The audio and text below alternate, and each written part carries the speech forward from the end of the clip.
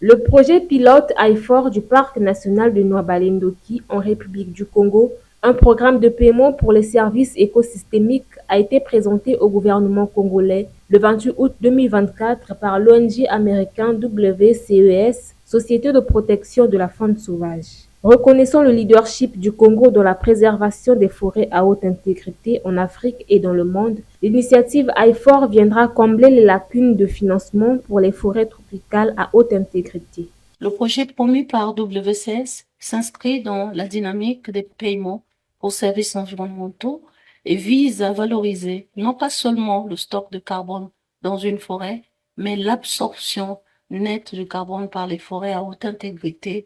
et le maintien de la biodiversité. Ce projet pilote IFOR du Parc national de Noa-Balendoki vise à vendre des unités IFOR pour les efforts de conservation et de séquestration. Le gouvernement, doté de son organe de décision à la suite de la promulgation de la loi 33-2020 du 8 juillet 2020 portant code forestier en République du Congo et de la publication du décret 2022-1923 du 26 décembre 2022 portant création, attribution, organisation et fonctionnement de l'organe national de régulation, de suivi et de contrôle du marché carbone, dénommé Task Force Carbone Forestier, en application de l'article 186 de la loi susvisée. Le gouvernement, disais-je,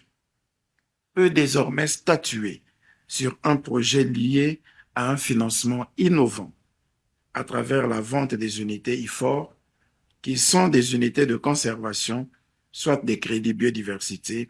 ou de séquestration appelés crédits carbone. Organe chargé d'évaluer et d'homologuer les programmes, les projets et les prix liés au crédit carbone forestier, le Comité national carbone ou Task Force carbone regroupe les membres du gouvernement, les représentants des institutions publiques, les représentants de la société civile et du secteur privé. En notre qualité de membre de la Task Force Carbone Forestier, il nous incombe la lourde responsabilité de prendre les toutes premières décisions sur une matière encore nouvelle pour notre pays, notamment à l'issue de l'examen de la note d'idée de projet présentée par le partenaire WCS dans le cadre du projet IFOR qu'il se propose d'implémenter dans le parc national Noa-Balendoki,